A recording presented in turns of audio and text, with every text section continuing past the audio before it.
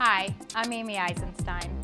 Welcome to Ask the Fundraising Expert, the place for simple, easy-to-understand fundraising advice and inspiration so you can raise significantly more money for the cause you love.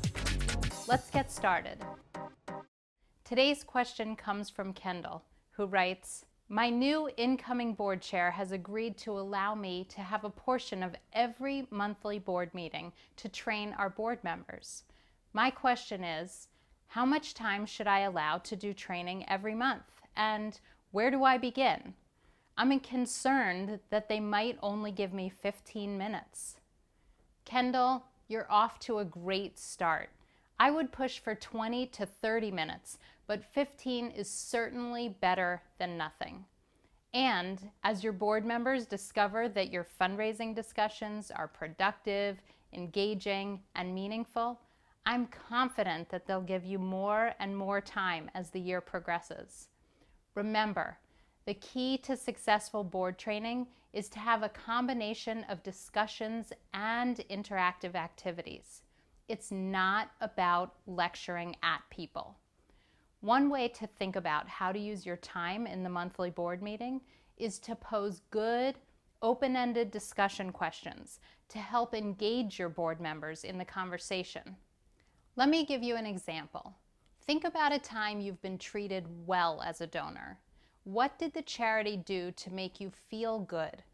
Then consider, how do we treat our donors, and what should we be doing to treat them better?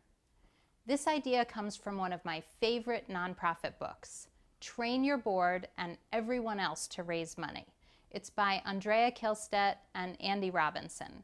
It's chock full of exercises and activities to use with your board members, either at a board retreat or one at a time at a board meeting. I highly recommend it.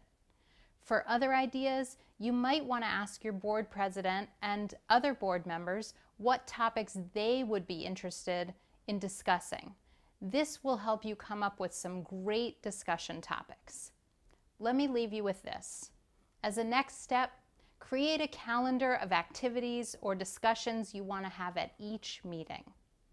Let's say in April, you could talk about how to build relationships with your donors and have board members come up with a list of ways that they would be able to help, such as give a tour or invite a colleague for coffee with the executive director. Then have each board member commit to 2 activities from the list.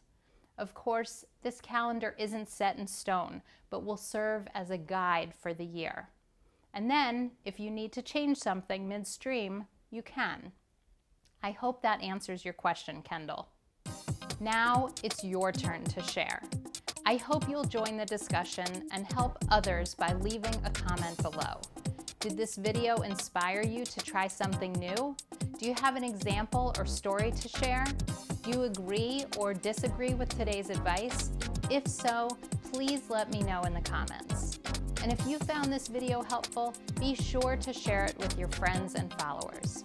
Finally, if you want to learn even more ways to supercharge your fundraising, visit my website, trypointfundraising.com. Join my list, and as a thank you, you'll get 2 of my most popular ebooks for free. That's the end of today's episode, but I hope you're feeling inspired and empowered. Thanks so much for doing your part to make the world a better place.